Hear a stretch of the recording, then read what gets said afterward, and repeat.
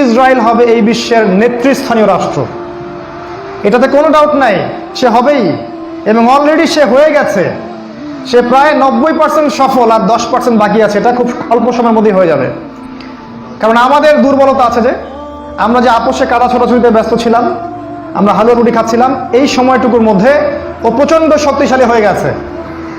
ওই ইসরায়েল থেকেই আজকে সারা বিশ্বের পলিটিক্স নিয়ন্ত্রণ করা হচ্ছে, ব্যাংকিং সিস্টেম নিয়ন্ত্রণ করা হচ্ছে, অর্থনীতি নিয়ন্ত্রণ করা হচ্ছে, মিডিয়া নিয়ন্ত্রণ করা হচ্ছে, পত্রপত্রিকাও নিয়ন্ত্রণ করা হচ্ছে, আদর্শ নিয়ন্ত্রণ করা হচ্ছে, সংস্কৃতি নিয়ন্ত্রণ করা হচ্ছে, এবং আপনার এই যে প্রযুক্তি, অস্ত্রশস্ত্র, এগুলো সেখান থেকে নিয়ন্ত্রণ করা হচ্ছে।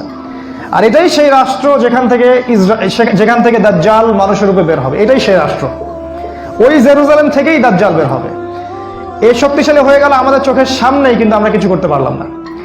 এই যখন শক্তিশালী হয়ে গেছে, তখন সামনে একটা মহাযুদ্ধ লঞ্চ করবে, যেখানে 80টা দেশ পৃথিবীর একত্রিত হয়ে যাবে এবং প্রত্যেকটা দেশের আন্ডারে থাকবে